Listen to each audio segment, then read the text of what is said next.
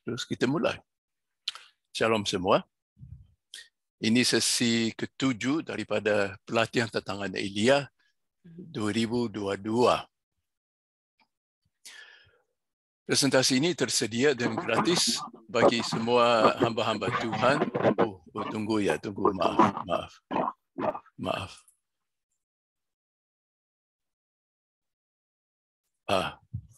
Jadi, kalau saudara ingin mendapatkan presentasi ini dengan videonya, kirim email saja. Email saya elijah003@gmail.com. elijah003@gmail. Tujuan pelatihan tantangan Elia begini adalah melatih pekerja-pekerja di ladang sama seperti Tuhan Yesus melatih murid-muridnya pada Injil. Dan maksudnya untuk menyelesaikan amanat agung di Indonesia pada akhir zaman ini. Saya percaya kita sudah masuk zaman terakhir, waktu yang masih ada singkat sekali. Jadi harus ada akselerasi dalam bidang misi supaya dalam jangka waktu yang singkat ini kalian bisa menyelesaikan amanat agung. Jadi maksud kami di Indonesia ialah melatih dan mengumpulkan murid-murid Tuhan Yesus yang sangat serius untuk diutus menjangkau suku-suku terpencil di Indonesia. Itu maksud kami, tantangan Elia di Indonesia. Kita mulai sesi 7. Kita akan belajar bagaimana murid-murid di Kisah Rasul-Rasul menyembuhkan orang sakit. Ini setelah hari Pentakosta, waktu Roh Kudus turun, dan nanti kita akan nonton video membangkitkan orang Sunda yang sudah meninggal. Ada salah satu hamba Tuhan yang dipakai untuk membangkitkan orang ini, sudah hadir, itu Pak Tasep, nanti dia akan bersaksi lagi. Terus menanam gereja rumah di Indonesia. Mari kita mulai. Kesembuhan sesudah hari Pentakosta. Sampai saat ini yang kita pelajari ialah kesembuhan pada keempat Injil. Pada hari Pentakosta, Roh Kudus turun dan jelas ada perubahan dalam pelayanannya. Jadi, kita ulangi dulu ya. Lukas 9, ayat yang pertama. Maka Yesus memanggil ke-12 muridnya, lalu memberikan tenaga dan kuasa kepada mereka untuk menguasai segala setan-setan dan untuk menyembuhkan penyakit-penyakit. Jadi, pada ayat ini, Tuhan memanggil ke-12 muridnya, terus mereka diberikan tenaga dan kuasa ilahi supaya mereka sekarang bisa menyembuhkan orang sakit. Bukan mendoakan orang sakit, tapi menyembuhkan orang sakit sebagaimana Yesus lakukan. Ayat 2, dan Yesus mengutus mereka untuk memberitakan kerajaan Allah. Jadi di sini mereka diutus. Bukan untuk melayani di gereja, bukan untuk melayani orang yang sudah percaya kepada Yesus. Pada waktu itu belum ada. Jadi mereka diutus untuk memberitakan kerajaan Allah dan untuk menyembuhkan penyakit-penyakit. Bukan mendoakan orang sakit, tapi menyembuhkan orang-orang sakit sebagai bukti bahawa Yesuslah Mesias. Supaya hasilnya orang percaya kepada Yesus sebagai Mesias. Jadi untuk itu Yesus memberikan kepada mereka tenaga dan kuasa ilahi. Supaya dengan tenaga dan kuasa itu mereka boleh melakukan banyak mukjizat membuktikan Yesus itu Mesias. Jadi konteksnya tenaga dan kuasa ini adalah pemberitaan Injil, penginjilan. Nomor 1. Jadi tenaga dan kuasa ini untuk menyembuhkan penyakit dan mengusir setan sudah diberikan kepada murid-murid Yesus di Injil, yaitu sebelum Roh Kudus datang membawa karunia kesembuhan dan karunia-karunia lain. Jadi tenaga dan kuasa ini mendahului semua karunia-karunia Roh Kudus. Nomor 2. Dan kuasa ini dipakai hanya untuk mengusir roh-roh dari orang yang kerasukan di permukaan bumi. Bukan untuk mengusir roh-roh di udara. Iaitu bukan untuk perperangan rohani di udara. Nah, hal ini kita akan pelajari pada sesi 8 minggu depan. Perperangan rohani di udara minggu depan. Kisah Rasul-Rasul 1 ayat 8. Yesus berkata, kamu akan menerima kuasa kalau Roh Kudus turun ke atas kamu, dan kamu akan menjadi saksiku di Yerusalem dan di seluruh Yudea dan Samaria dan sampai ke ujung bumi. Ini yang dijanjikan oleh Yesus kepada murid-muridnya tentang kedatangan Roh Kudus. Jadi, tujuan kedatangan Roh Kudus ialah memberikan kepada murid-murid kuasa, iaitu kekuatan dan keberanian. Kekuatan dan keberanian untuk bersaksi untuk Tuhan Yesus. Itu tujuan kedatangan Roh Kudus. Supaya mereka boleh bersaksi untuk Tuhan Yesus dengan keberanian. Jadi, kedatangan Roh Kudus itu bukan untuk menyembuhkan penyakit dan usir setan saja, itu lain.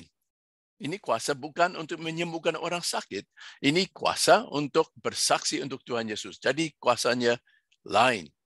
Kuasa itu bukan untuk bernubuat saja, bukan. Nah, kalau kuasa kesembuhan, yaitu kuasa dan tenaga kesembuhan sudah diberi kepada murid-muridnya pada Lukas 9. Itu sudah. Sekarang, pada waktu Roh Kudus turun, dia memberikan kepada mereka kuasa yang lain, yaitu keberanian menjadi saksi untuk Tuhan Yesus. Ya. Jadi kuasa yang diberikan pada hari Pentakosta itu berbeda dengan kuasa yang diberikan pada Lukas 9. Kuasa yang diberikan pada Lukas 9 itu otoritas, tenaga untuk menyembuhkan orang sakit. Tapi kuasa yang diberikan pada hari Pentakosta itu keberanian untuk bersaksi untuk Tuhan Yesus. Jadi tidak sama, ya, tidak sama. Nah, bagaimanakah murid-murid Yesus melayani kesembuhan kepada orang sakit di Kisah Para Rasul? Yaitu setelah Roh Kudus turun pada hari Pentakosta, dan karunia kesembuhan sudah tersedia bagi mereka. Waktu Roh Kudus turun, dia membawa juga ke-9 karunia Roh Kudus, termasuk karunia kesembuhan. Jadi setelah hari Pentakosta, bagaimana mereka menyembuhkan orang sakit? Apakah hanya dengan pakai karunia kesembuhan saja dan kuasa otoritas itu tidak dipakai lagi, dibuang? Apakah mereka selalu memakai karunia kesembuhan atau berbahasa roh atau bernubuat dengan mengeluarkan deklarasi, proklamasi dengan lain-lain pada waktu mereka menyembuhkan orang sakit? Karena masa kini seringkali pada waktu kita menyembuhkan orang sakit, pada waktu kita melayani orang sakit, kita suka bernubuat, suka keluarkan deklarasi, proklamasi, nubuatan. Ada yang juga suka berbahasa roh pada waktu kita melayani orang sakit. Nah, sebentar lagi kita akan lihat, ya, sebentar lagi. Sebelum ada karunia kesembuhan, kuasa dan otoritas menyembuhkan orang sakit sudah tersedia dan diberikan kepada murid-muridnya pada Lukas 9. Sudah. Maka otoritas untuk menyembuhkan berbeda, mendahului dan lebih dasar daripada karunia kesembuhan. Berbeda. Jadi lebih baik kita belajar dengan baik-baik menjalankan otoritas untuk menyembuhkan orang sakit. Karena otoritas itu lebih dasar dan mendahului karunia kesembuhan.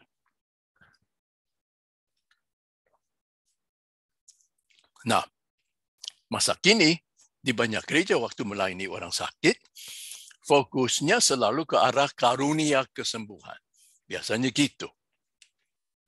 Disertai karunia nubuatan yang dinyatakan dengan segala proklamasi deklarasi, dengan lain-lain. Tapi kedua karunia ini, yaitu karunia kesembuhan dan karunia nubuatan, berbeda jauh dengan otoritas dan tenaga menguasai penyakit-penyakit dan setan-setan yang Tuhan sudah berikan kepada murid-muridnya di Lukas 9. Berbeda. Kita jangan keliru, ya. Jangan keliru. Otoritas dan tenaga berbeda dengan karunia kesembuhan. Nah, bagaimana dengan bahasa roh?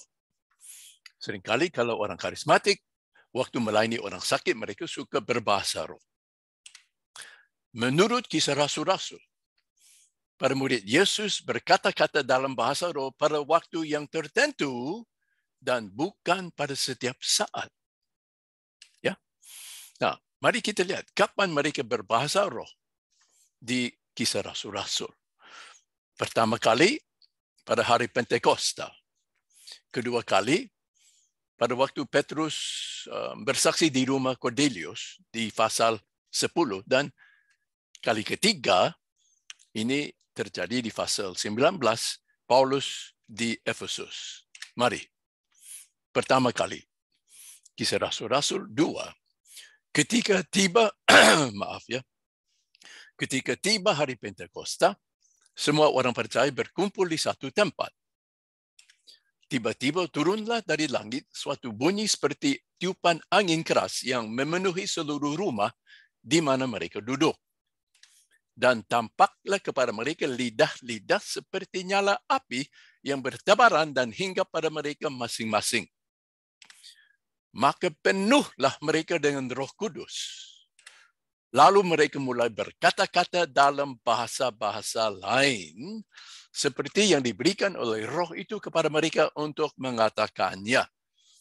Jadi ini pertama kali murid-murid berbahasa roh. Pada hari Pentakosta, waktu Roh Kudus turun.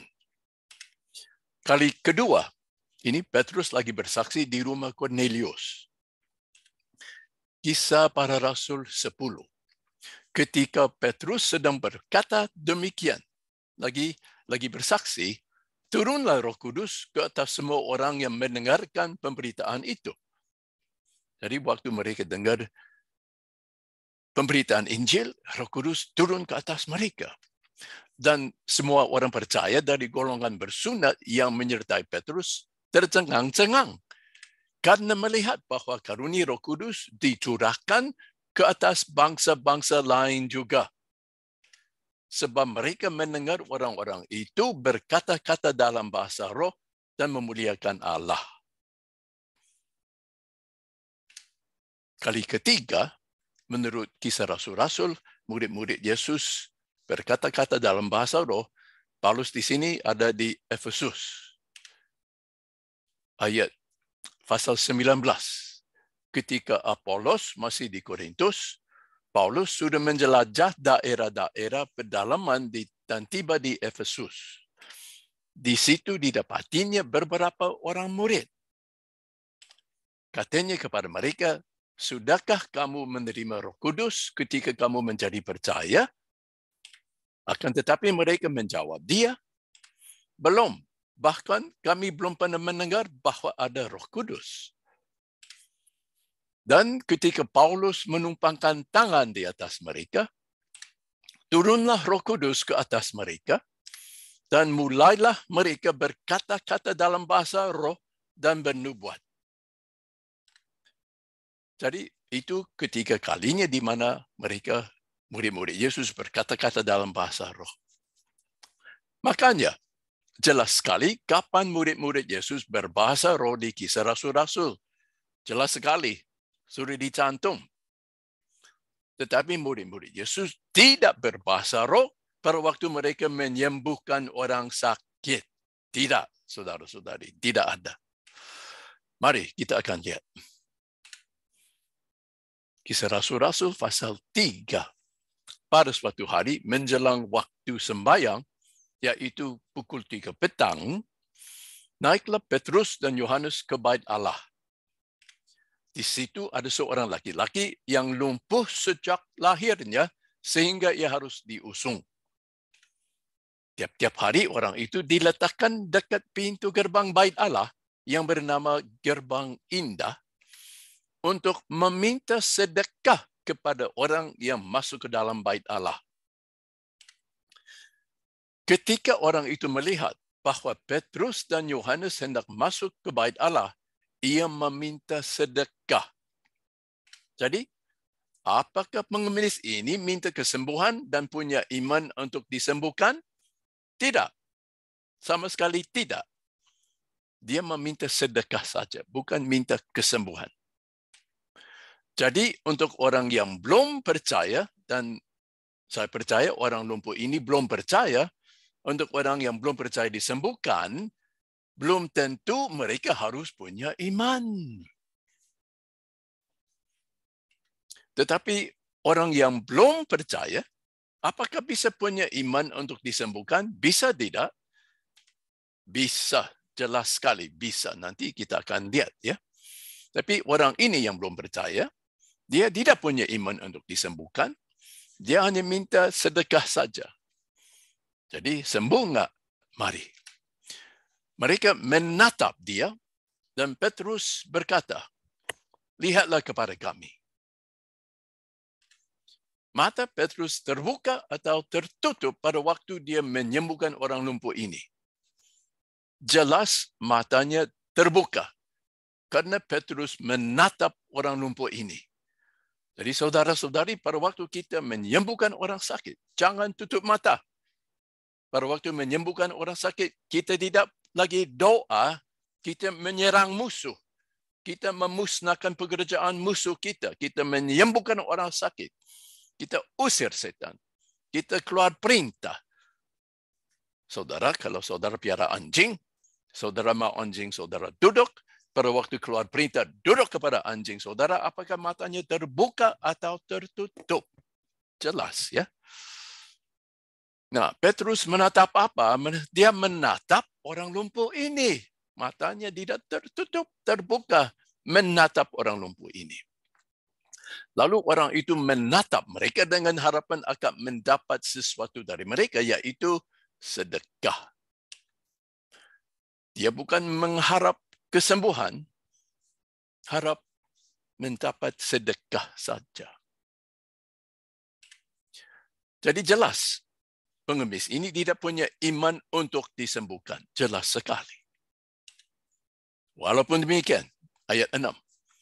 Petrus berkata, emas dan perak tidak ada padaku, tetapi apa yang kupunya, kuberikan kepadamu. Pada saat itu, Petrus tidak punya uang untuk diberikan, tetapi dia punya apa yang bisa diberikannya, apa yang dia bisa diberikan kepada orang lumpuh itu. Mari, Petrus keluar kata, demi nama Yesus Kristus, orang Nazaret itu, berjalanlah. Petrus keluar perintah kepada orang lumpuh itu. Berjalanlah. Petrus pakai karunia kesembuhan atau otoritas? Nah, jelas sekali Petrus pakai otoritas. Kenapa? Karena dia keluar perintah. Pada waktu kita keluar perintah, artinya kita menjalankan otoritas. Itu definisinya otoritas. Yaitu boleh keluar perintah kepada bawahan. Dan bawahan itu harus tunduk. Petrus tidak punya uang. Tapi apa yang dia punya, otoritas. Otoritas menyembuhkan orang sakit, menguasai setan-setan. Otoritas yang diberikan kepadanya oleh Tuhan Yesus. Di sini Petrus tetap menaati perintah Yesus yang diberikan di Injil, yaitu Lukas 10 ayat 9.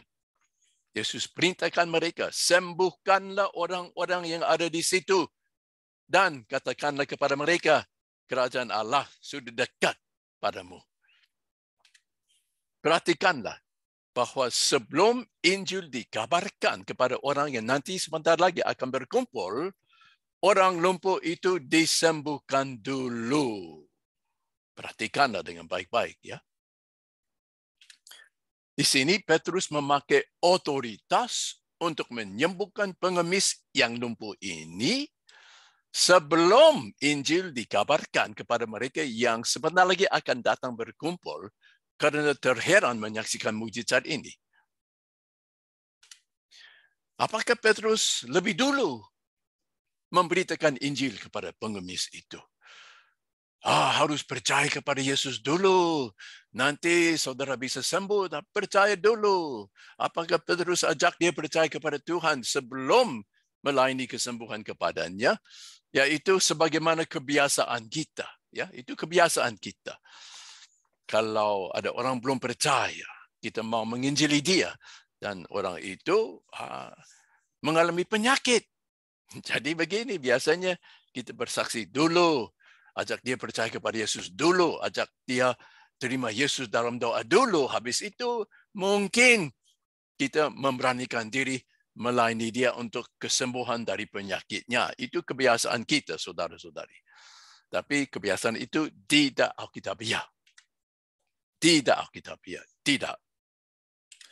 Petrus menyembuhkan dia dulu. Setelah itu baru Injil dikabarkan kepada orang banyak yang terheran dan yang berkumpul. Mereka terheran menyaksikan mukjizat itu, jadi mereka berkumpul. Nah, begini. Kalau menyembuhkan orang yang sudah percaya, yang sudah lahir baru, itu lain, saudara. Memang mereka harus mengaku dosa dulu. Memang. Kalau orang yang sudah percaya. Ini sesuai dengan Yakobus 5 ayat 16 yang kita akan belajar pada sesi 9 dalam 2 minggu. Nah, apakah pada waktu Petrus menyembuhkan pengemis ini, apakah ada Bapa dalam nama Yesus, kami perintahkan orang ini berjalan? Apakah Petrus panggil nama Bapa dulu? Tidak ada. Tidak ada panggil nama Bapa. Tidak ada. Petrus keluar perintah saja. Berjalanlah.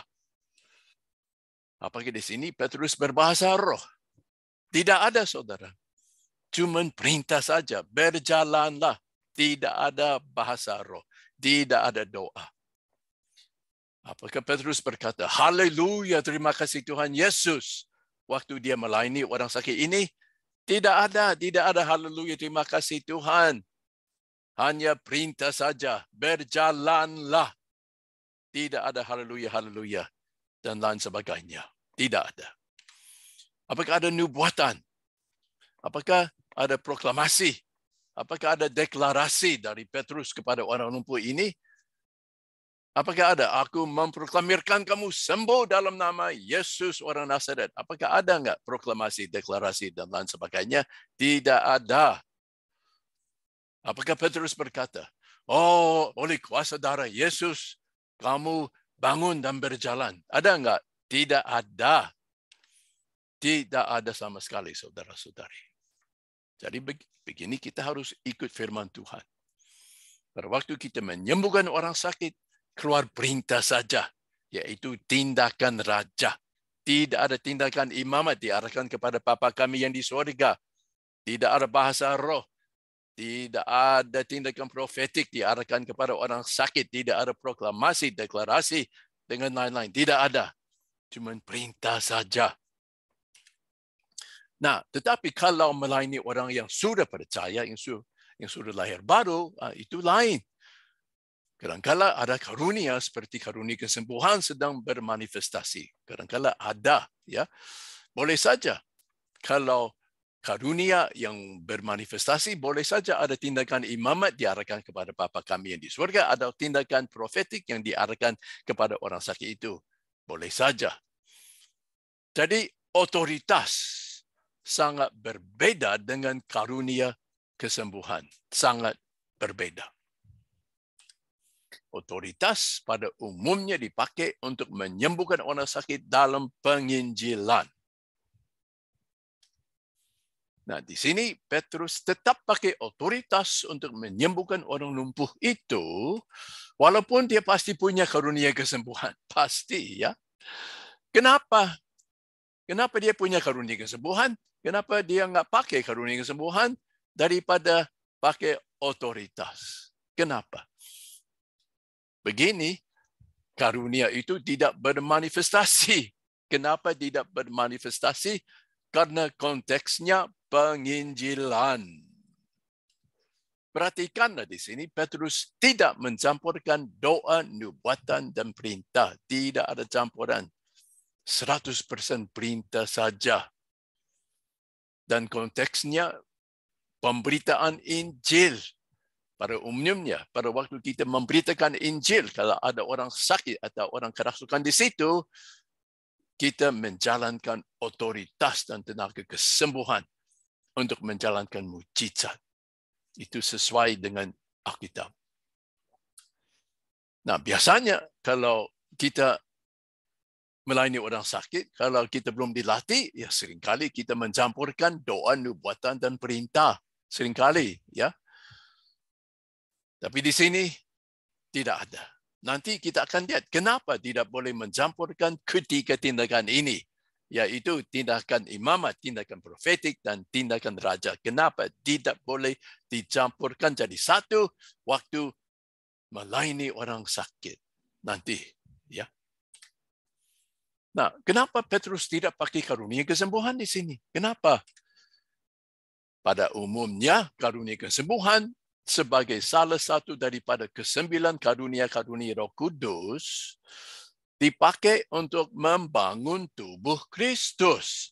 Ini sesuai dengan 1 Korintus 12 di mana Paulus menjelaskan bahwa ke-9 karunia Roh Kudus pada umumnya adalah untuk melayani satu dengan yang lain di dalam tubuh Kristus, membangun tubuh Kristus, melayani gereja. Yaitu melayani kesembuhan bagi orang yang sudah percaya. Itu karunia kesembuhan. Tetapi konteksnya di sini, dengan Petrus di Kisah Rasul-Rasul pasal 3, bukan melayani orang yang sudah percaya. Orang lumpuh itu saya percaya bukan orang yang percaya. Jadi konteksnya di sini bukan seperti konteksnya kebaktian di gereja. Bukan. Ini di luar gereja. Di tempat yang ramai-ramai sekali. Di mana banyak orang belum percaya lagi berkumpul. Ini konteksnya menyembuhkan penyakit dalam konteksnya penginjilan. Di luar gereja. Di luar kebaktian. Di tengah-tengah orang banyak yang belum kenal Yesus. Jadi konteksnya jelas. Bukan konteksnya melayani orang gereja. Bukan konteksnya membangun tubuh Kristus. Tapi konteksnya di luar gereja. Konteksnya penginjilan. Dalam konteks penginjilan, kita pakai otoritas dan tenaga untuk menyembuhkan orang sakit dan mengusir setan. Terus, ayat 7. Lalu ia, yaitu Petrus, memegang tangan kanan orang itu dan membantu dia berdiri. Nah, seketika itu juga kuatlah kaki dan mata kaki orang itu. Kita juga seharusnya berbuat yang sama waktu kita melayani orang yang susah bangun atau susah berjalan. Kita berbuat yang sama. Kita pegang tangan mereka dan bantu mereka berdiri. Terus kita keluar perintah, berjalanlah dalam nama Yesus. Apa saja yang Petrus lakukan di sini, kita juga harus ikut waktu melayani orang yang susah bangun, susah berjalan. Ya, kita harus ikut firman Tuhan saja, saudara-saudari. Ayat 8, orang lumpuh ini melonjak berdiri lalu berjalan kian kemari dan mengikuti mereka ke dalam bait Allah. Berjalan dan melompat-lompat serta memuji Allah. Karena orang itu tetap mengikuti Petrus dan Yohanes, maka seluruh orang banyak yang sangat keheranan itu datang mengerumuni mereka di serambi yang disebut serambi Salomo. Maka itu, kalau bisa, seharusnya kita menyembuhkan orang sakit dulu. Orang akan keheranan dan akan datang kepada kita dan kita bisa menginjili mereka. Kita bisa kabarkan kabar baik kepada mereka. Petrus melihat orang banyak itu lalu berkata, "Hai orang Israel, mengapa kamu heran tentang kejadian itu? Dan mengapa kamu menatap kami seolah-olah kami membuat orang ini berjalan karena kuasa atau kesalahan kami sendiri? Bukan." Petrus mulai memberitakan Injil kepada mereka setelah terjadi mujizat. Sesuai dengan Lukas 10 ayat 9, iaitu sembuhkanlah orang-orang sakit yang ada di situ dulu. Habis itu, katakanlah kepada mereka kerajaan Allah sudah dekat padamu. Dalam penginjilan, saudara-saudari yang kekasih, kalau cocok, lebih baik mujizat dulu. Memang maksud di akal. Lalu Petrus membawa firman Tuhan. Dan karena kepercayaan dalam nama Yesus, maka nama itu telah menguatkan orang yang kamu melihat dan yang kamu kenal ini, dan kepercayaan itu telah memberi kesembuhan kepada orang ini di depan kamu semua. Jadi di sini Petrus menjelaskan kepada orang ramai yang sudah berkumpul bagaimana mujizat ini terjadi. Yaitu kepercayaan dalam nama Yesus telah memberi kesembuhan kepada orang ini di depan kamu semua. Nah, mari. Apa artinya kepercayaan dalam nama Yesus? Apa artinya? Kepercayaan dalam nama Yesus. Apa artinya? Mari. Diulangi lagi. Dan kepercayaan itu telah memberi kesembuhan kepada orang ini di depan kamu semua. Ya. Nah, ternyata saudara-saudari, terjemahan itu kurang tepat, tidak sesuai dengan bahasa asli, yaitu bahasa Yunani. Kita lihat ayat ini dalam bahasa Inggris. Ya. It is Jesus' name and nomor 2, the faith that comes through him that has given this complete healing to him, as you can all see. Nah, itu terjemahan yang lebih tepat. Jadi, terjemahan bahasa Inggris diterjemahkan ke dalam bahasa. Ya, nomor 1, nama Yesus. Nomor 1, nama Yesus. Dan nomor 2, iman yang datang melalui dia itu yang telah memberi kesembuhan kepada orang ini di depan kamu semua. Nah, ini terjemahan yang paling tepat, saudara. Jadi ada 2 hal yang menghasilkan orang ini sembuh. Nomor 1, nama Yesus. Nomor 2, iman yang datang melalui dia. Jadi inilah kedua hal yang menghasilkan mujizat itu. Yang satu, nama Yesus. Yang kedua, iman yang datang melalui dia. Kedua hal ini kerjasama untuk menghasilkan mujizat yang dahsyat itu. Mari, kedua hal ini dijelaskan. Nah, nomor 1. Saudara punya apa kalau nama Yesus ada di dalam diri saudara? Saudara punya apa? Kalau Yesus ada di dalam dirimu, saudara punya otoritas. Yesus yang punya otoritas, kalau Yesus yang punya otoritas tinggal di dalam diri saudara, artinya saudara punya otoritas. Nah, nomor 2. Apakah itu? Iman yang datang melalui dia. Melalui siapa? Melalui Tuhan. Apa itu? Iman yang datang melalui Tuhan. Itulah imannya Allah. Iman yang datang melalui dia, melalui Tuhan, itu imannya Allah atau iman yang memindahkan gunung. Itu sama. Jadi Petrus menjalankan mujizat ini dengan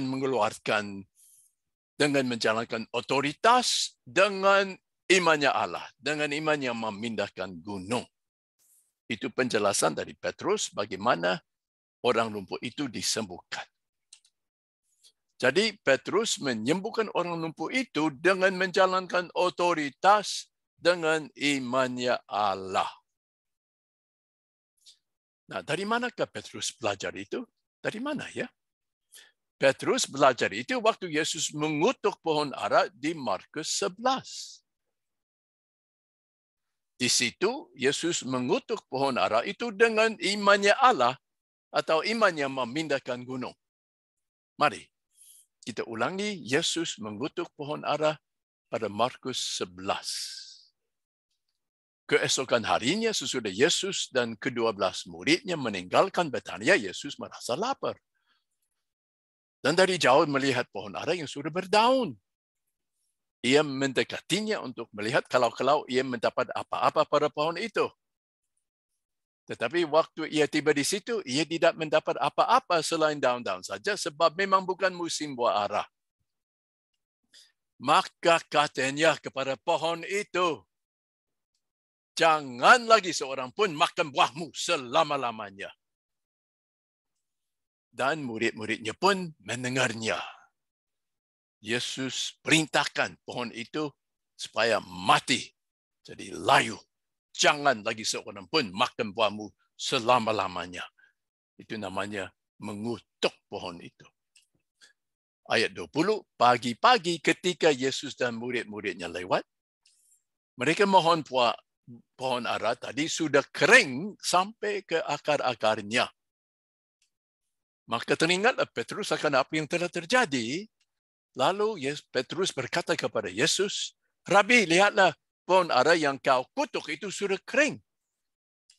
Yesus menjawab mereka, punyalah imannya Allah. Nah, itulah terjemahan yang tepat, saudara. Nah, menurut Alkitab, terjemahan bahasa Indonesia, Yesus menjawab mereka, berimanlah kepada Allah, percayalah kepada Allah. Kira-kira begitu. Tapi terjemahan yang paling tepat, Yesus menjawab mereka, punyalah imannya Allah. Punyalah iman yang Allah punya. Itu terjemahan yang paling tepat. Terus Yesus berkata, aku berkata kepadamu, sesungguhnya, barang siapa berkata kepada gunung ini, atau kepada pohon ara ini, beranjaklah dan tercampaklah ke dalam laut. Asal tidak bimbang hatinya, tetapi percaya bahwa apa yang dikatakannya itu akan terjadi, maka hal itu akan terjadi baginya. Yesus mengutuk pohon ara itu dengan menjalankan otoritas, dengan keluar perintah, dengan imannya Allah, yaitu dia keluar perintah tanpa bimbang. Waktu dia keluar perintah kepada pohon ara itu, tidak ada bimbang. Tapi dengan iman yang memindahkan gunung.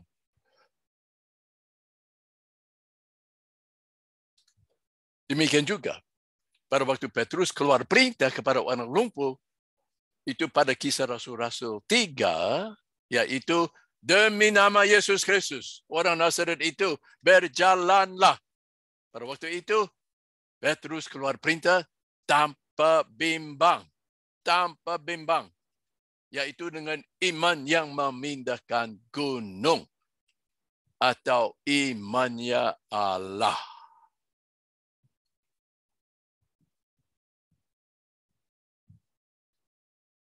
Jadi jelas sekali di sini, Petrus menjalankan mujizat ini bukan dengan pakai karunia kesembuhan, melainkan dengan menjalankan otoritas.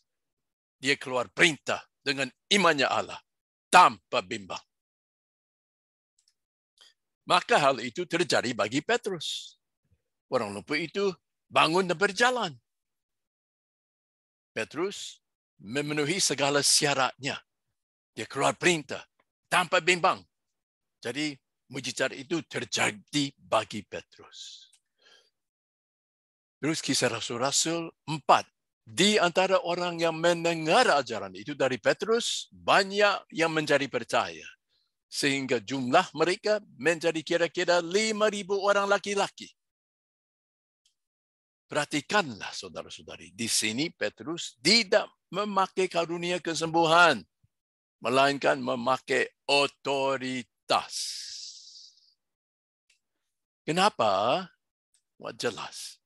Itu karena konteksnya di sini adalah memberitakan Injil kepada orang yang belum percaya. Konteksnya jelas. Konteksnya bukan di kebaktian, bukan waktu di gereja hari Minggu, bukan. Tapi di luar gereja, di mana orang ramai-ramai berkumpul. Orang yang belum percaya berkumpul. Jadi, dia pakai otoritas. Hasil mujizat ini adalah penuaian banyak jiwa-jiwa untuk kerajaan surga. Sekali lagi, di sini Petrus menaati perintah Tuhan, yaitu Lukas 10 ayat 9. Sembuhkanlah orang-orang yang ada di situ. Dan katakanlah kepada mereka, kerajaan Allah sudah dekat padamu. Petrus menyembuhkan orang lumpuh itu dulu. Setelah terjadi mujizat, baru Injil diberitakan. Jelas. Jelas sekali. Jadi pada waktu kita menginjili orang yang belum percaya, paling cocok menyembuhkan orang sakit dulu, baru Injil dikabarkan. Kalau mereka sudah menyaksikan mujizat, hati mereka sudah terbuka untuk terima Yesus. Itu sifat manusia, saudara-saudari. Nah, mari. Ini mujizat. Yang kedua yang Tuhan pakai Petrus untuk jalankan, Eneas disembuhkan.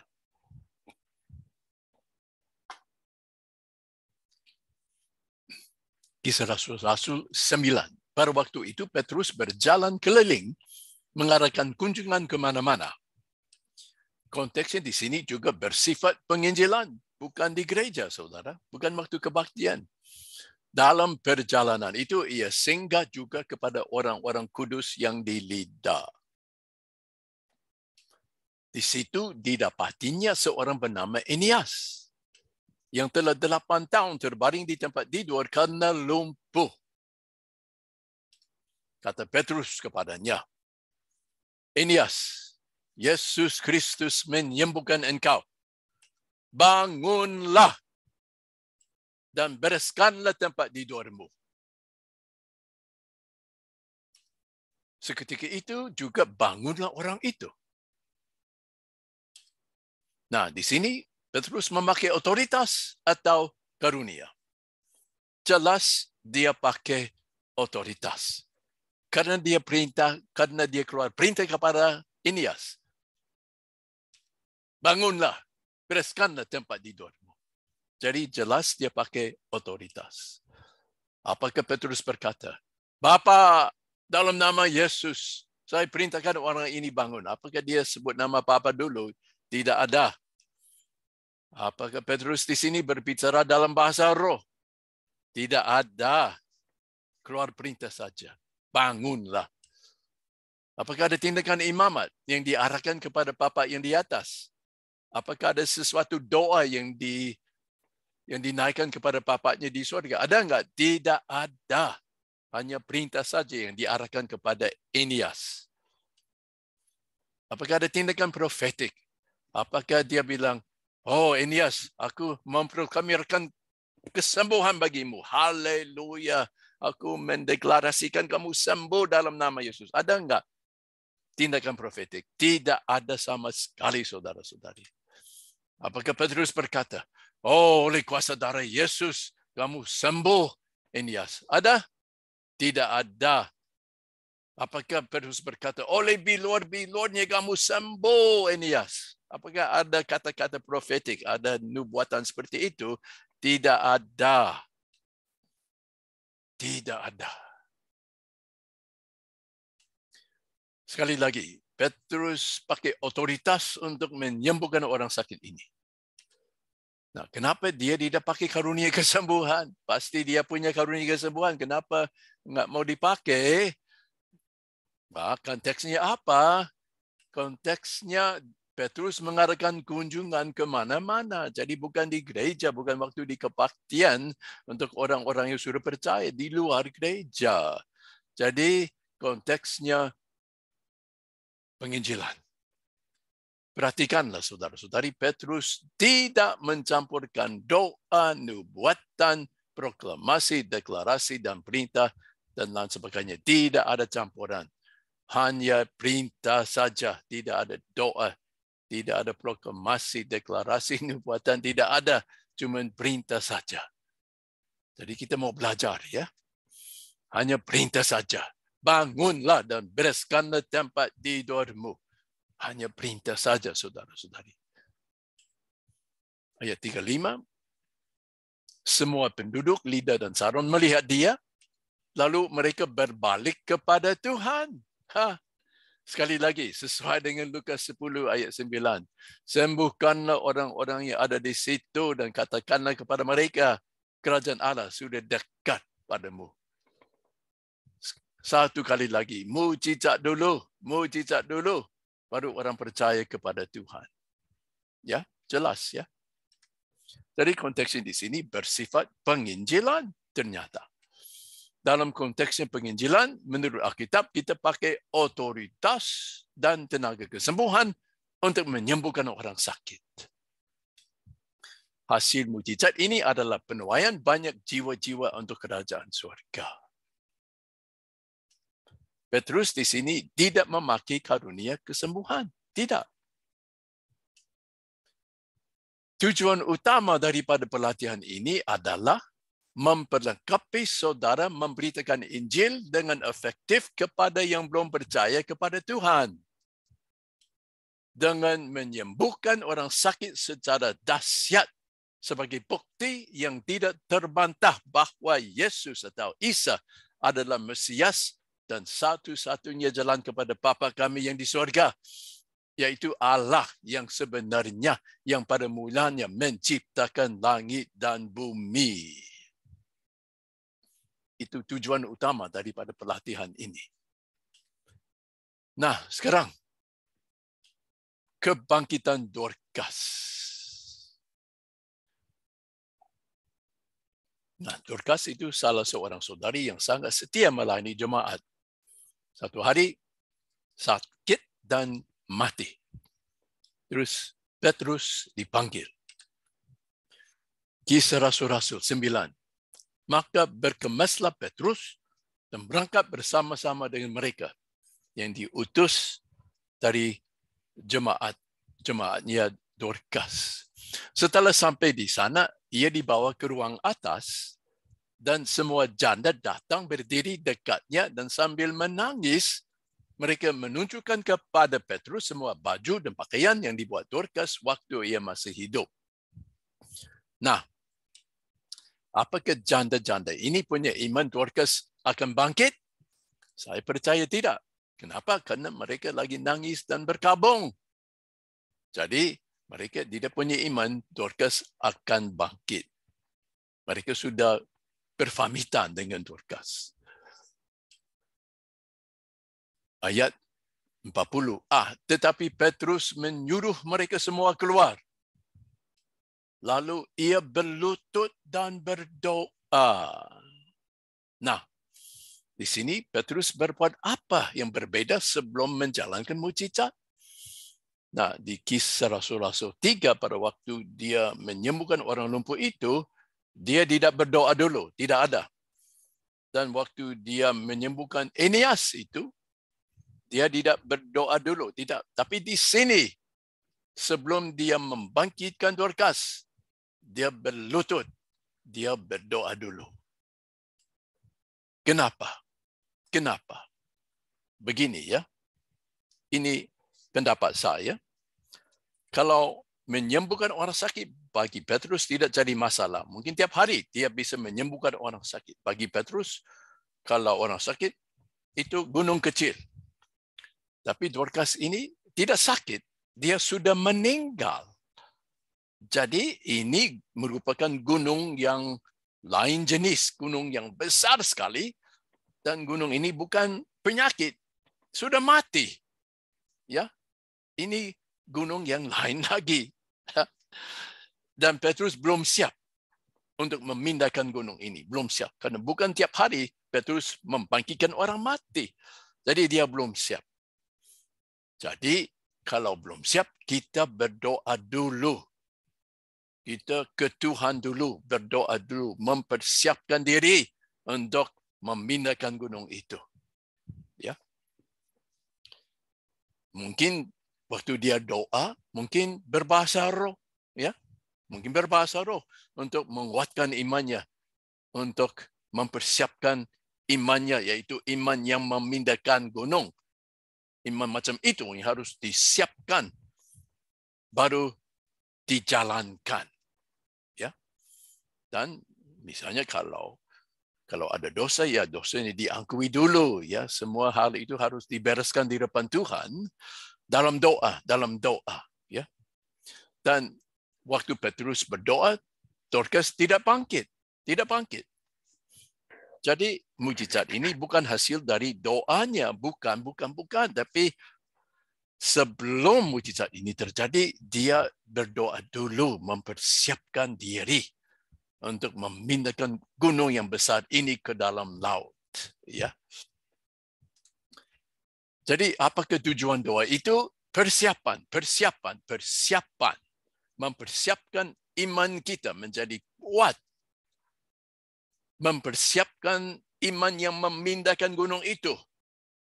Untuk memindahkan gunung ini ke dalam laut. Itu tujuan doa. Sebelum menyembuhkan orang sakit, tujuan doa itu mempersiapkan iman kita. Tujuannya adalah mempersiapkan iman yang memindahkan gunung untuk membangkitkan Dorcas.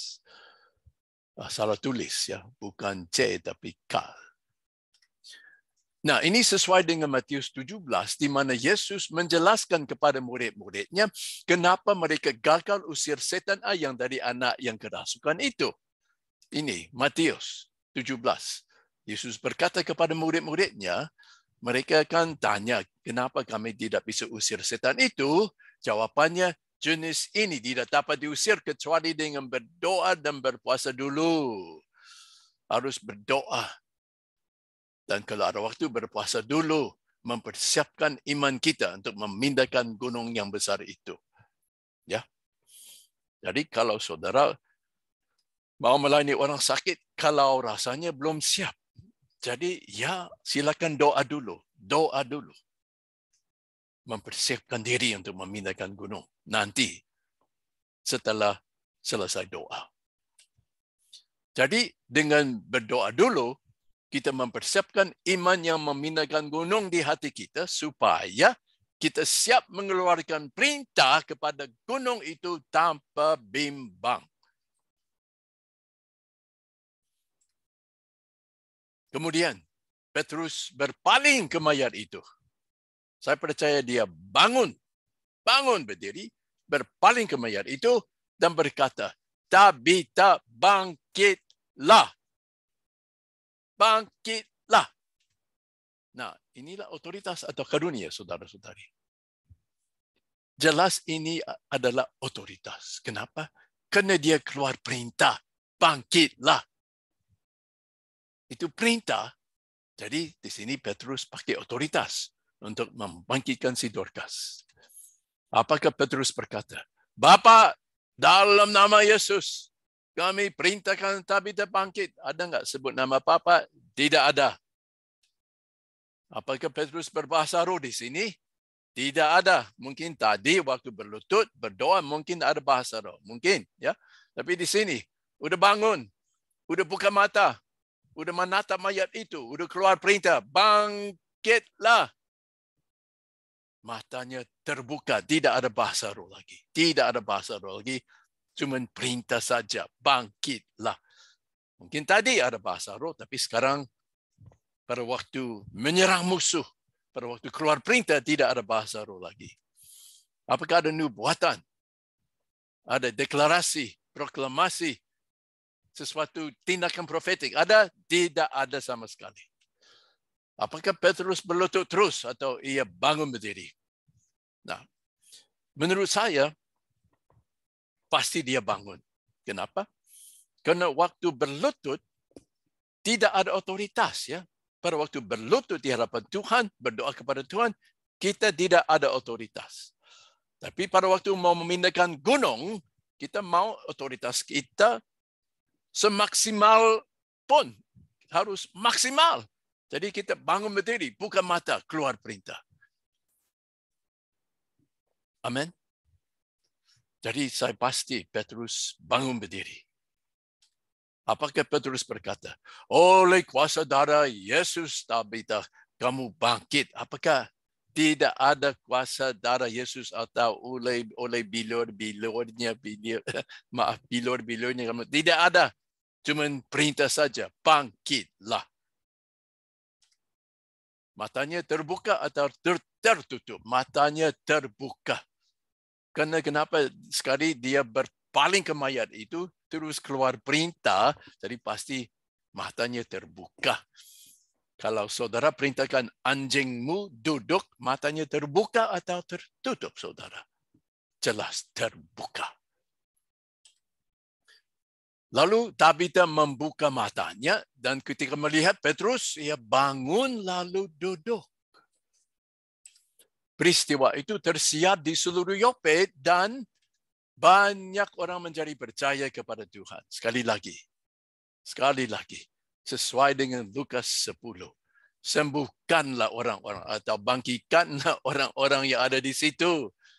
Dan katakanlah kepada mereka kerajaan Allah sudah dekat padamu. Mujizat dulu. Kalau bisa, mujizat dulu.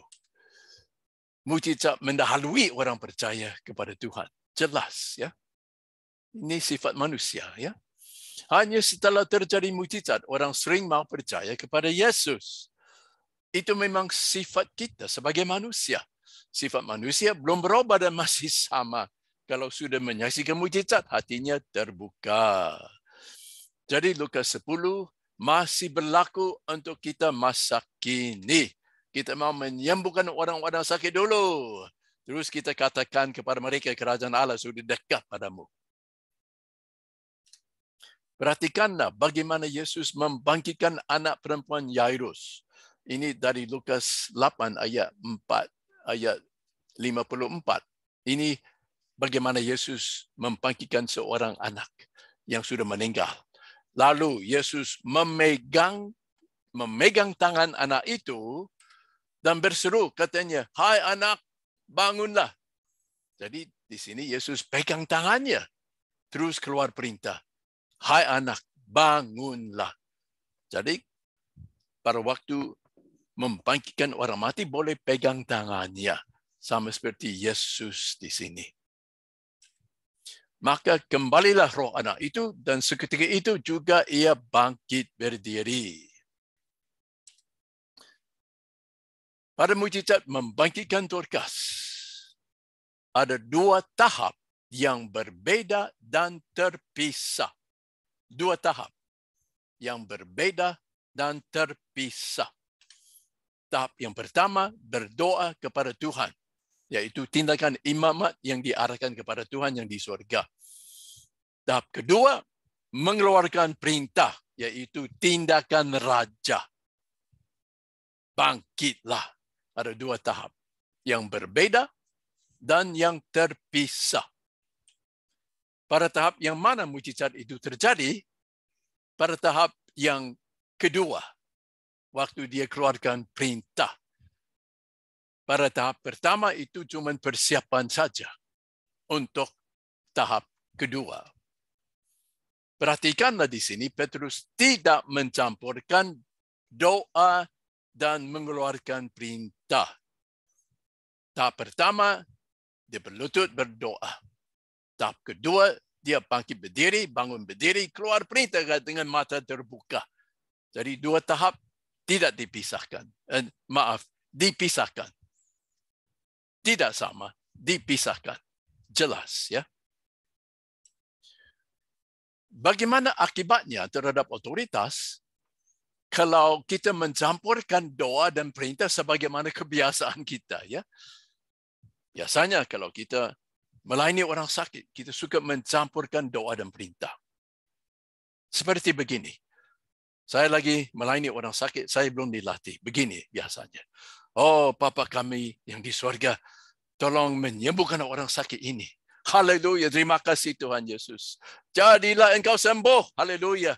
Bapa, dalam nama Yesus, jadilah engkau sembuh. Bangkitlah dalam nama Yesus. Haleluya, haleluya, haleluya. Tolonglah Yesus, ya. Jadi saudara perhatikan.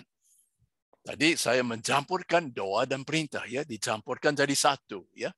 Nah, bagaimana akibatnya kalau kita mencampurkan doa dan perintah waktu menyembuhkan orang sakit? Apakah akibatnya, saudara? Nah, begini. Saya kasih perumpamaan. Bagaimana kalau air panas dicampurkan dengan air dingin? Akibatnya air itu menjadi suam-suam kuku. Ya. Demikian juga kalau kita mencampurkan doa dan perintah, akibatnya adalah otoritas kita jadi suam-suam kuku. Begini. Pada waktu kita keluar perintah, itu merupakan air panas, ya, air panas. Pada waktu kita keluar perintah. Pada waktu kita berlutut berdoa, itu merupakan itu seperti air dingin. Air dingin, ya. Jadi waktu kita berlutut, otoritas tidak ada. Sama sekali tidak ada. Waktu kita bangun berdiri, keluar perintah, kita mau supaya otoritas kita sebesar mungkin. Ya. Jadi yang satu, otoritas tidak ada. Yang satu lagi, kita mau otoritas maksimal. Bagaimana akibatnya kalau mencampurkan dua-duanya? Otoritas kita jadi suam-suam kuku. Seperti mencampurkan air panas dengan mencampurkan air dingin. Ya. Jadi waktu berdoa, kita sama sekali tidak punya otoritas. Apalagi waktu berlutut. Sebaliknya, waktu keluar perintah, kita mau otoritas kita sebesar mungkin. Akibat dari mencampurkan tindakan imamat dan tindakan raja adalah mengurangi otoritas kita. Ya, seperti mencampurkan air dingin dengan air panas, airnya jadi suam-suam kuku. Demikian juga, otoritas kita menjadi suam-suam kuku kalau kita mencampurkan doa dan perintah. Jadi, jangan mereka dicampurkan jadi satu. Dipisahkan. Kalau mau berdoa, silakan berdoa dulu. Udah habis doa dalam nama Yesus, amin. Habis itu, buka mata. Bangunlah. Ambil senjatamu. Terus tembaklah musuh. Dalam nama Yesus, sembuhlah. Bangunlah. Bangkitlah. Amin. Dipisahkan. Ada satu kesaksian. Kita akan nonton videonya. Pernah ada orang namanya Reina. Ya, dia memang orang Sunda, dulu agamanya Islam, tapi lewat hamba Tuhan Pak Elias yang kami pernah latih pada tahun 2003, dia mulai ikut Tuhan Yesus. Ya. Tapi suatu hari dia bersalah, dia nikah sama orang Muslim. Dan habis itu dia meninggalkan Tuhan Yesus. Tidak lama kemudian dia sakit sekali dan terus meninggal. Nah, mari kita nonton videonya. Nah, video ini setelah terjadi mujizat kita bikin videonya karena begitu dahsyat mujizat ini. Ya. Nah, itu namanya Reina. Di sebelahnya adalah ayahnya. Mari kita akan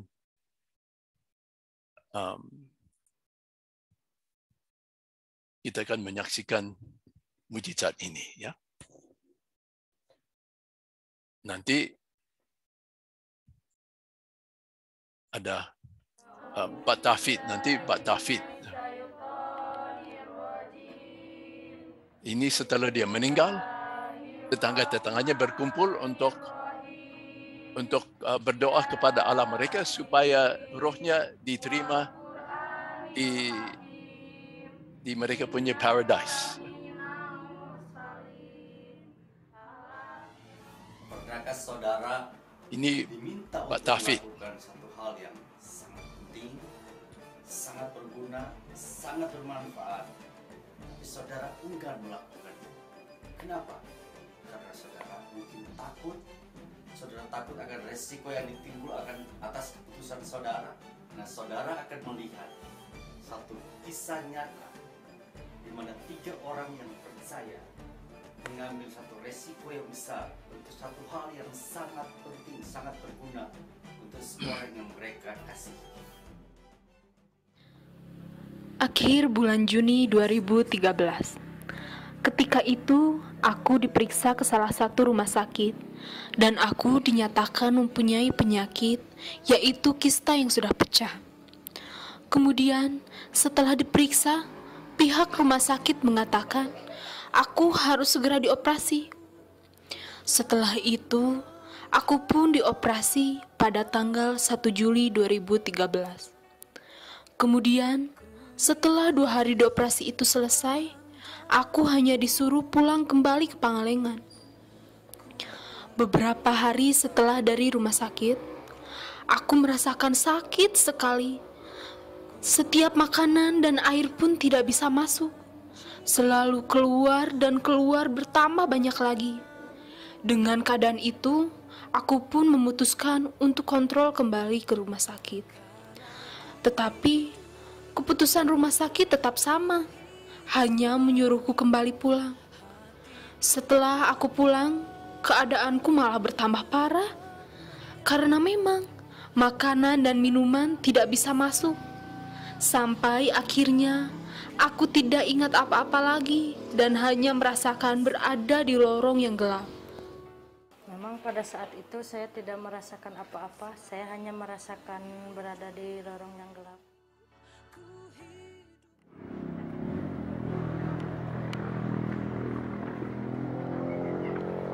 Di sini sudah meninggal. Jadi tetangga-tetangganya lagi berkumpul sebelum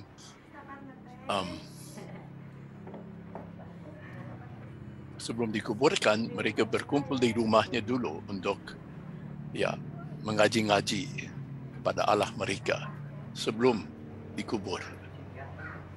Nanti malam, nanti sore-sore dikubur. Ini Pak Ilyas yang kami latih pada tahun 2003. Ketika itu saya merasa kaget, ada kabar dan ada berita bahwa yang namanya Rena telah meninggal. Saya merasa hal yang rasa nggak enak ya, karena permasalahannya Rena ini pernah diobati selama 1 tahun dan tiba-tiba hari ini saya merasakan dia hilang begitu saja. Dan akhirnya saya merasakan ada satu hal dalam hati, dari hati yang terdalam ada komplain ya, sebagai hamba Tuhan kepada Tuhan. Dan akhirnya saya coba telepon dan saya lihat kira-kira di jam 7 malam, saya coba telepon kepada Asep.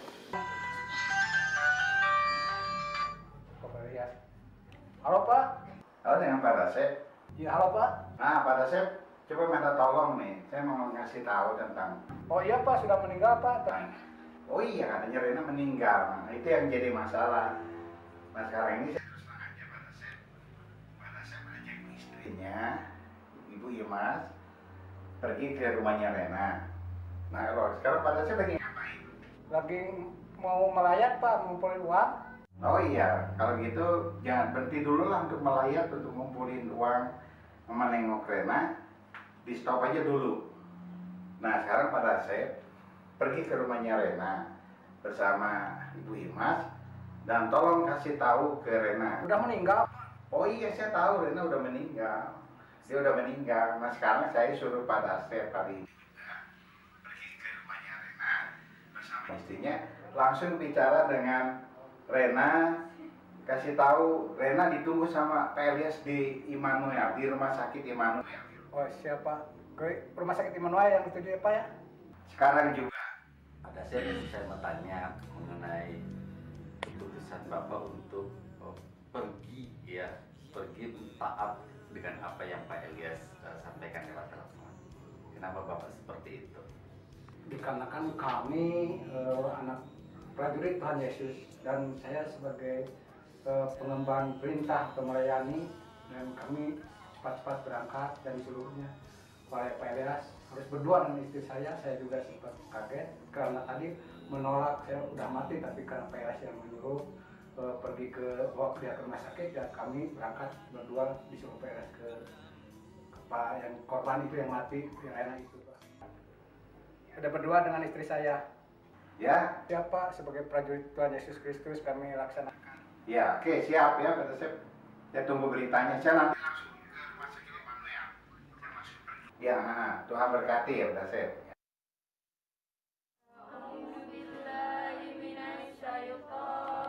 Nah, di sini tetangga-tetangganya lagi berkumpul di rumah, mereka lagi berkabung, lagi lagi mengaji. Ini sebelum kuburannya, mereka berkumpul dulu. Ini adatnya orang Sunda kalau tidak salah.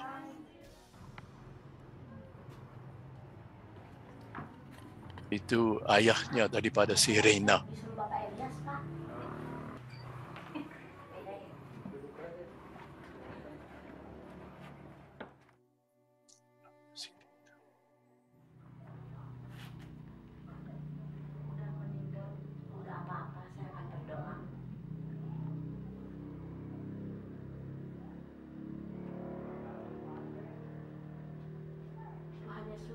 Bangunkan anak ini Tuhan, dalam nama Tuhan Yesus, dalam nama Tuhan Yesus, dalam nama Tuhan Yesus. Bangun, Rena, bangun, Rena, bangun, Rena, bangun.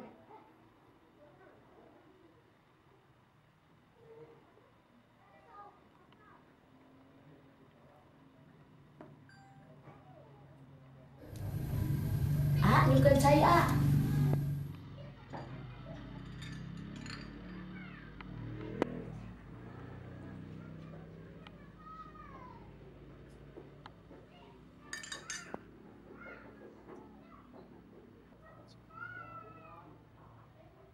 Rena, ingat sama ibu dari Sanggar.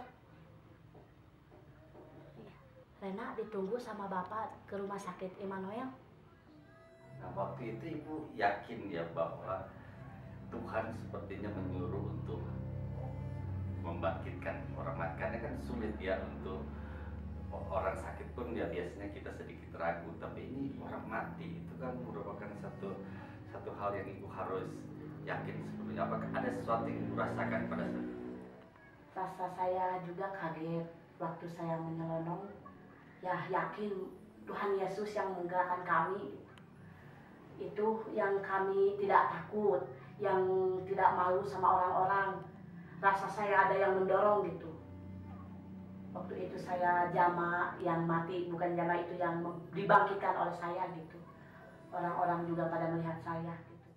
Dan saya rindu supaya ini boleh terjadi, dan ternyata saya tahu dan saya sudah dibekali dengan otoritas, dan setiap anak-anak Tuhan hamba Tuhan punya otoritas. Dengan jalan ini saya katakan dengan otoritas pada Pak Dasem untuk segera pergi ke rumahnya Rena dan untuk segera membawa dia ke rumah sakit walaupun dinyatakan dia telah meninggal.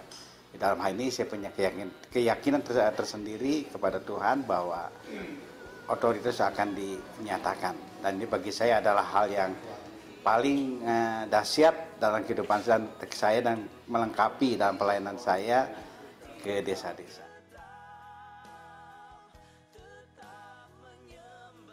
Saya bersyukur ketika saya dengar ternyata setelah mengalami dalam seumur hidup pelayanan saya, Tuhan Yesus itu sangat dahsyat. Ternyata Rena yang dinyatakan mati dan dia sudah bangkit kembali. Dan di sini saya lihat otoritas yang Tuhan berikan itu luar biasa bagi setiap hamba Tuhan. Dan saya memuji nama dia, ternyata Yesus hebat, dahsyat. Dan ternyata dia tidak pernah berubah, baik kuasanya, kasihnya, bahkan juga mujizatnya. Sampai hari ini pun, ternyata orang mati pun bisa dibangkitkan. Dia tetap, namanya tidak pernah berubah, namanya yang berkuasa, yaitu di dalam nama Yesus, orang mati pun dibangkitkan. Saya ucapkan syukur pada Tuhan, hingga saya dilengkapi lagi di akhir tahun 2013, dan saya melihat Yesus luar biasa. Dia tidak pernah berubah. Hanya manusianya lah yang telah banyak berubah. Ya. Saya ucapkan syukur pada nama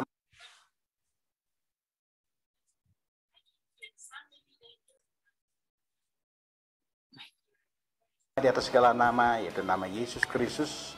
Memuji nama dia, kemuliaan hanyalah bagi nama dia, nama Yesus sampai selama-lamanya. Amin.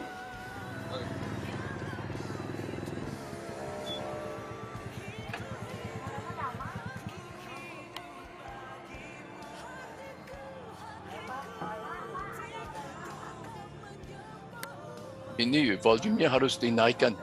Dinaikkan volumenya, dinaikkan.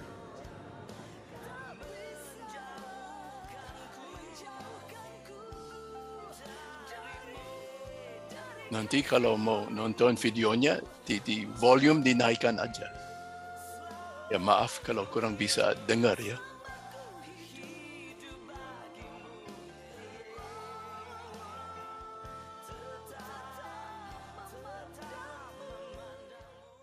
Saudara sudah melihat ketaatan dari 3 orang ini.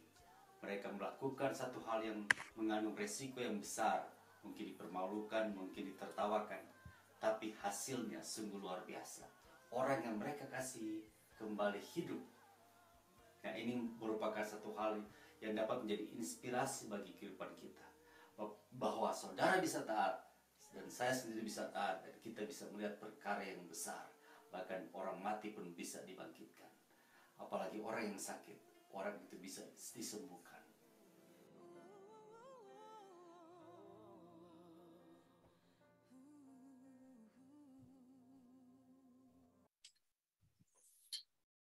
Nah, saudara-saudari, orang ini dia koordinator tantangan Elia, namanya Emmanuel Rema di Afrika, negara Nigeria.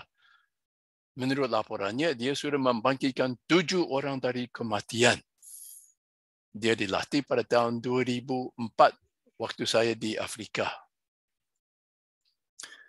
Jadi begini, iman kepada Allah. Saya yakin Tuhan bisa melakukannya. Tidak ada yang mustahil bagi Tuhan. Saya yakin Tuhan bisa melakukannya. Itu iman kepada Allah. Tapi imannya Allah berbeda, saudara-saudari. Imannya Allah berkata, saya yakin saya bisa melakukannya. Kenapa? Karena saya diberi otoritas dan kesanggupan oleh Tuhan untuk melakukannya. Dan saya diperintahkan oleh Tuhan untuk melakukannya. Jadi saya bisa menyembuhkan orang saya. Saya bisa mengusir setan karena sudah diberi otoritas dan tenaga kesembuhan oleh Tuhan untuk melakukannya. Dan saya sudah diperintahkan oleh Tuhan untuk menyembuhkan orang sakit, usir setan sewaktu saya menginjili orang yang belum kenal Yesus. Jadi imannya Allah berbeda dengan iman kepada Allah. Nah, iman kepada Allah itu dasar.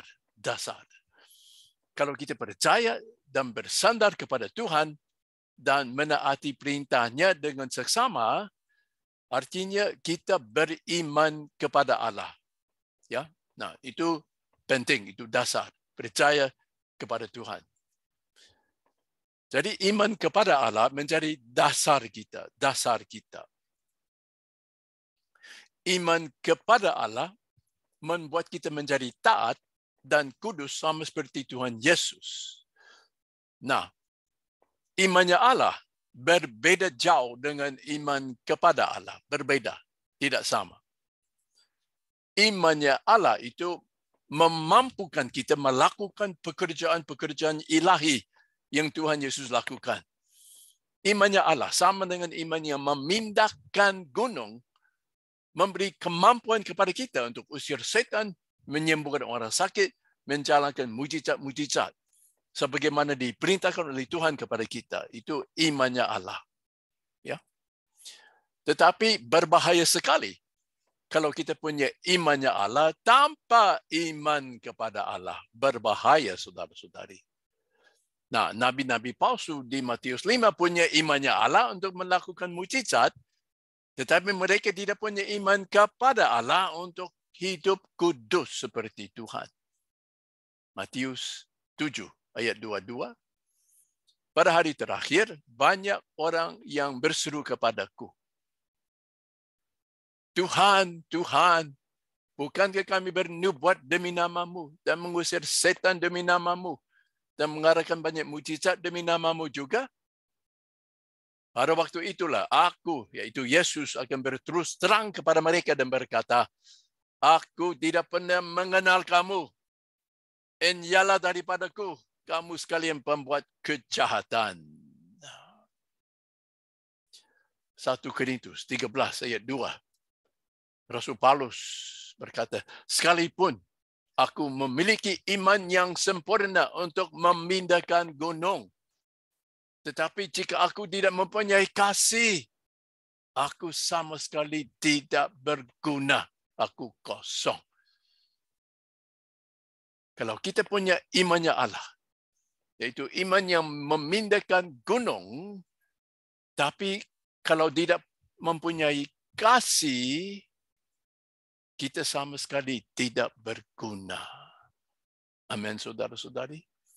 Jadi yang penting, beriman kepada Tuhan dan punya iman yang Allah punya, tapi yang lebih penting lagi, kasih. Kasih.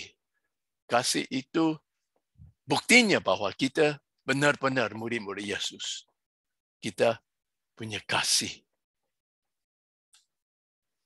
Nah, saya mau kasih sedikit nasihat untuk saudara-saudari.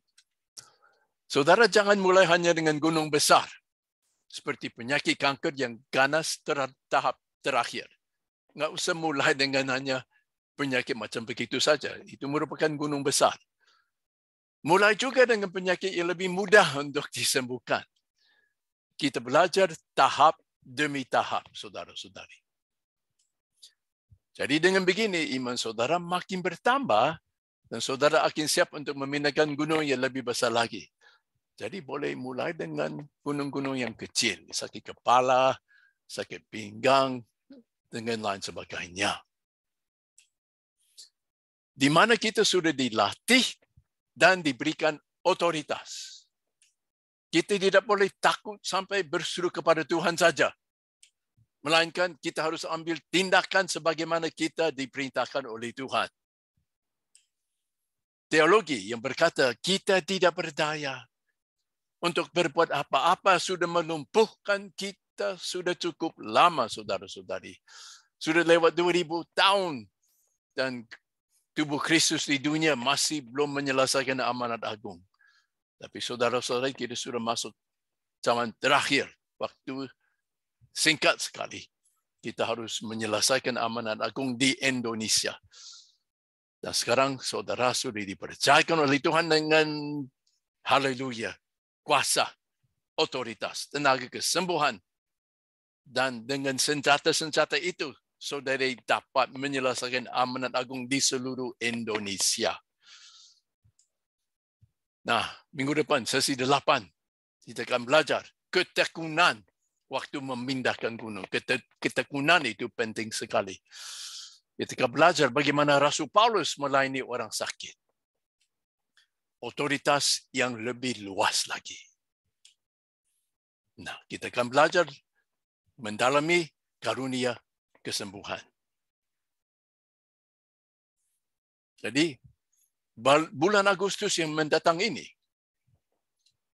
saya dan istri saya akan datang ke Indonesia untuk mengulangi pelatihan tantangan Elia ini untuk murid-murid Yesus yang sangat serius dan yang ingin diutus oleh kami menjangkau suku-suku terpencil untuk menyelesaikan amanat agung di Indonesia. Bulan Agustus ini. Kami akan di Bali, mungkin di Lombok dan juga di Kalimantan Barat. Kalau saudara mau mengikuti pelatihan yang akan diadakan di Indonesia pada bulan Agustus ini dan ingin diutus oleh kami yang di Amerika, kami akan membantu. Tolong kirim email elijah003@gmail.com. Kami punya situs www.theelijahchallenge.org. Sekali lagi email saya elijah003@gmail.com. Jadi kami betul-betul ingin mengumpulkan suatu tim hamba-hamba Tuhan, murid-murid Yesus yang sangat terlatih dan mengutus mereka menjangkau suku-suku terpencil di seluruh Indonesia untuk menyelesaikan amanat agung.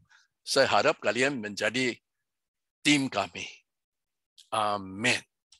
Nah, sekarang saya stop sharing. Sekarang, Ibu Pris, Ibu Lucio, Bat Asap, silakan ambil alih ya, silakan. Tunggu, saya semua harus unmute sekarang. Sekarang Sekarang boleh unmute, ya. Silakan Bu. Give the coordinator to Pak Aranggi.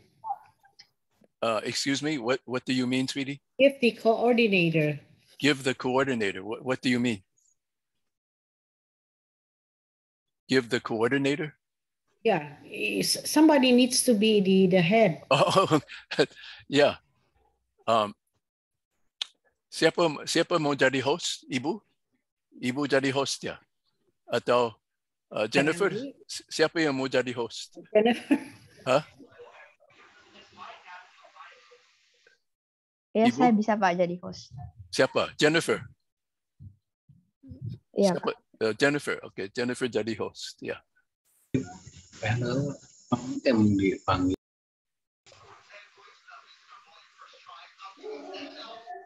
Oke, Jennifer udah. Jennifer jadi host. Sudah. Okay. Silakan. Ya, silakan. Mungkin Bapak William mendoakan saya dulu kali Pak, seperti yang Bapak janjikan tempoh hari. Oh, oke lah. Ibu ada sakit jantung, betul? Saya tidak paham itu Pak. Yang kaki saya itu bengkak kalau duduk lama Pak. Ya, itu karena jantung, betul? Oh, mungkin Hah? nanti saya harus cek lagi ke dokter Pak. Iya. Saya dikasih obat darah tinggi pada siang hari 1, pada malam hari 1, Bapak. Iya, oke. Sekarang begini, Ibu meletakkan tangan di atas jantung. Ya, silakan. Nah, sekarang kita melayani Ibu Pris. Ya, kita akan keluar perintah. Dalam nama Yesus, jantung Ibu sembuh total. Dalam nama Yesus dipulihkan. Sembuh dalam nama Yesus. Jantung Ibu dalam nama Yesus. Darah mengalir dengan normal. Dalam nama Yesus, jantung Ibu sembuh, pulih, total. Dalam nama Yesus. Darah tinggi turun.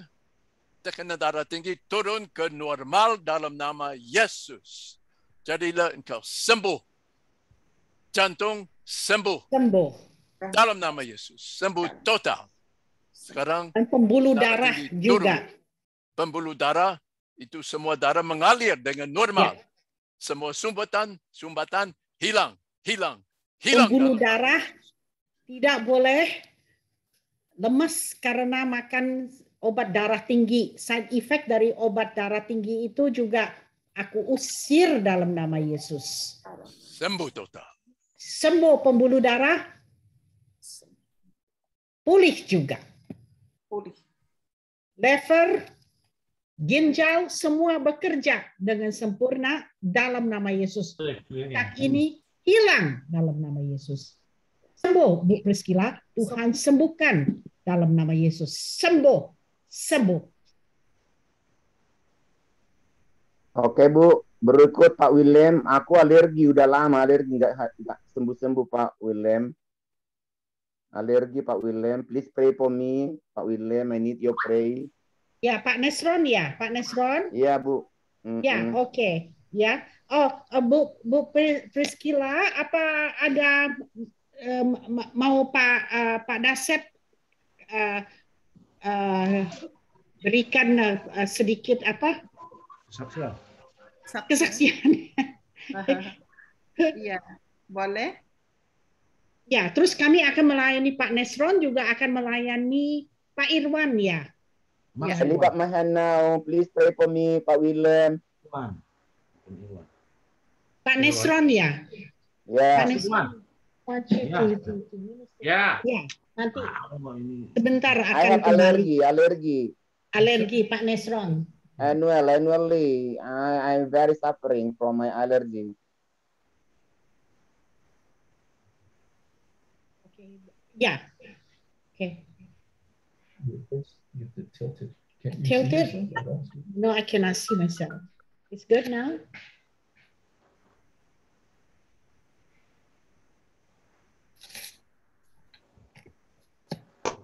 Ampuni orang-orang kok temannya kita ini.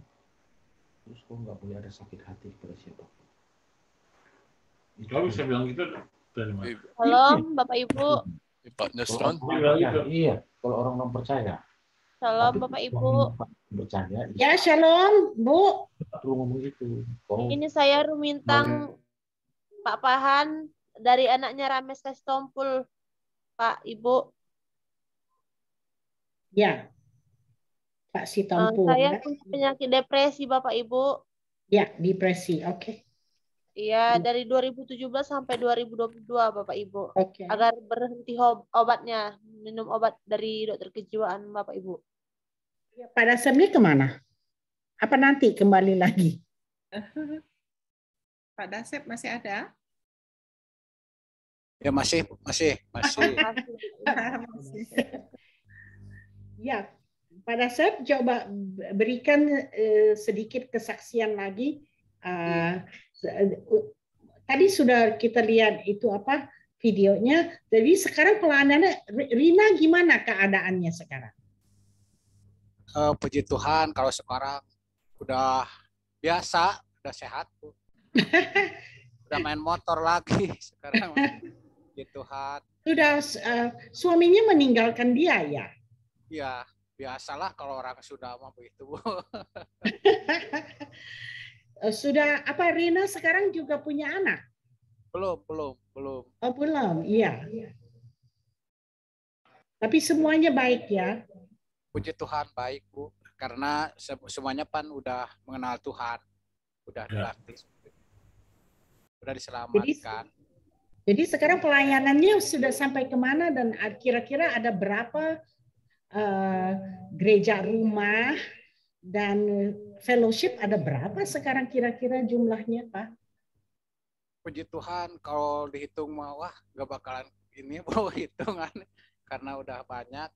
Dikarenakan kemarin juga berapa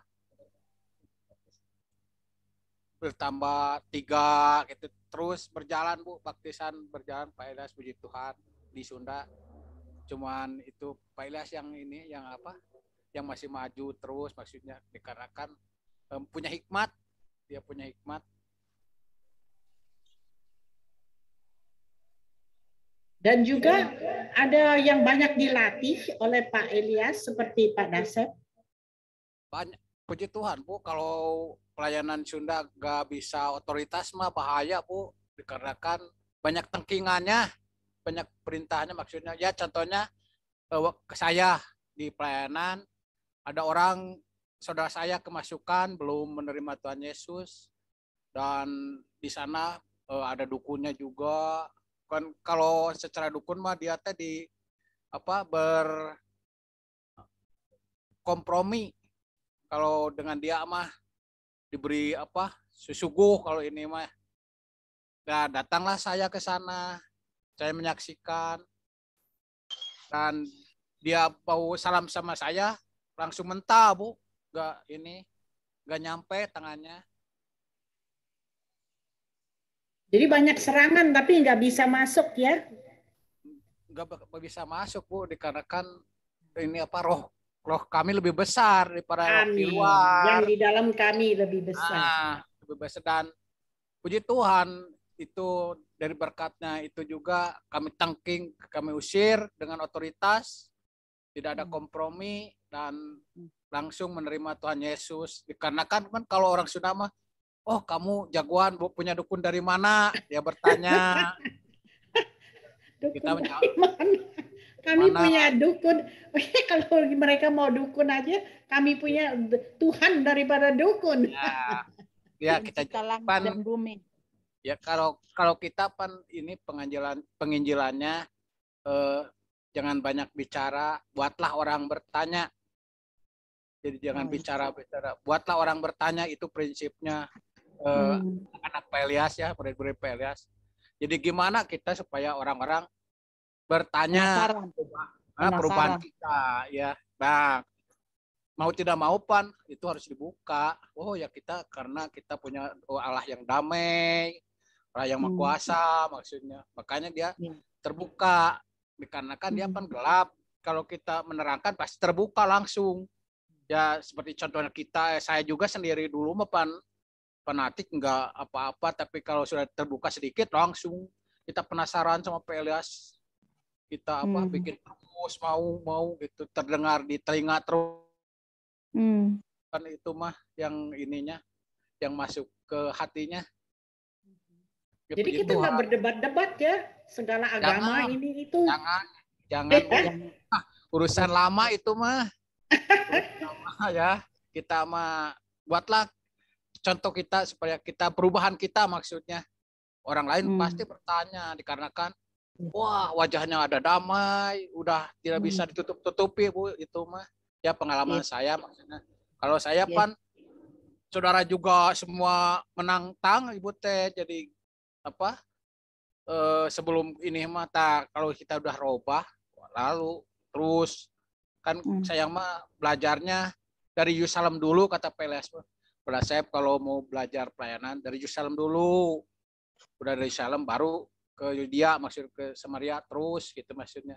Ya saya dari keluarga kecil dulu, nah udah semuanya beres di keluarga, puji Tuhan udah diselamatkan keluarga saya. Dari ibu, dari wah semualah keluarga besar saya, dari nenek semuanya saya udah ada dari Tuhan yang luar biasa lah untuk keluarga kami, udah diselamatkan dan udah menerima Tuhan, dan terus sampai sekarang puji Tuhan semakin membesar. Ya puji Tuhan juga sekarang lagi Pak Elias lagi bikin ini lagi di ini Bu, bikin untuk perkumpulan lebih besar maksudnya, dan tertutup rapat maksudnya, supaya jangan ke jauh-jauh ke Bandung 4 jam 3 jam pan meluangkan waktu dari Pangalengan ke sana. Sekarang lagi buat lah, tolong didoakan lah supaya cepat selesai untuk kita bersama-sama juga, kalau ada waktu kita kumpul atau kita bisa. Sekarang yang ya baru bisa cuman ya baru saya kadernya, maksud kader Pak Elias perwakilannya baru saya bisa, cuman yang lain belum, dikarenakan ya namanya di kampung ini sinyalnya jelek. Ya sinyalnya jelek ya. Jelek dari kampung. Tapi dan Pak Elias juga bekalin apa ya untuk Pak Dasep 1 juta tuh? Ya modal 1 juta, setia bukan uang. Setia, jujur, taat gitu. Harus begitu. Setia, jujur, taat. Jadi 1 juta modalnya. Ya diharuskan itu mah, diharuskan mau kemana-mana juga. Puji Tuhan lah, udah saya alami dengan kejujuran dan kesetiaan sama Tuhan maksudnya, kesetiaan sama luar sama ya masyarakat juga, kesetiaan kita berjanji itu udah dilihat bukan ini ya. Jadi itu yang dipakai modal oleh saya. Dengan semuanya, dengan kader-kader atau dengan jemaah juga gitu, supaya kita ada damai lah paling pertama ya Bu ya, apalagi masa-masa gini kita kalau udah damai enak terlihat oleh orang lain tuh, kenapa keluarga si Anu mah nggak ada rasa hamar atau apa maksudnya, terus damai, ada sukacita maksudnya. Amin. Mereka bisa melihat buah-buahnya. Terima kasih Pak Dasep. Nanti Pak Dasep ikut melayani ya. Kita nih banyak saudara-saudari yang ingin dilayani. Pak Dasep ikut ya. Melayani.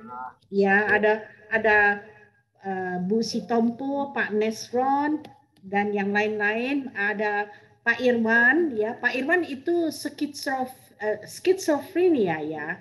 Banyak dengar suara-suara terus kacau itu pikiran ya. Ayo.